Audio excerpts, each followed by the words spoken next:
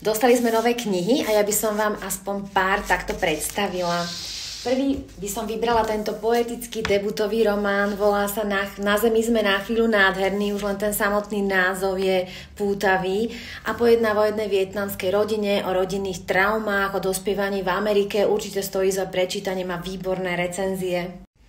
Toto je údajne jediná kniha, ktorú potrebujete pri výchove dieťaťa, volá sa Malí ľudia, veľké emócie a je to taká príručka o tom, ako zvládať detské emócie, takže určite stojí za prečítanie.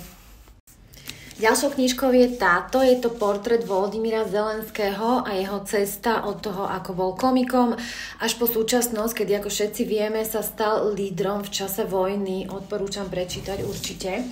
A prečo je Slovenská republika zahltená dezinformáciami? Odporúčam prečítať. Je to o tom, ako ovplyvňujú hoaxy našu krajinu.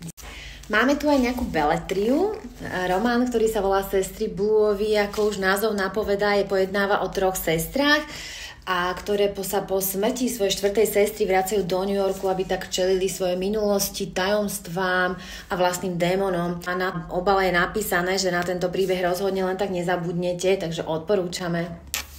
A ja síce nepečiem, ale tí, ktorí pečú, určite poznajú Jožku Zaukolcovú, ktorá takto svoje recepty vydala v knižnej podobe, takže aj toto máme pre vás k dispozícii a kopec ďalších noviniek, aj pre deti, aj náučnej literatúry, aj beletrie, takže stačí sledovať našu stránku, kde vidíte aj novinky, ktoré pribudli, alebo si pozrite náš online katalóg, v ktorom sú všetky knihy, ktoré u nás nájdete.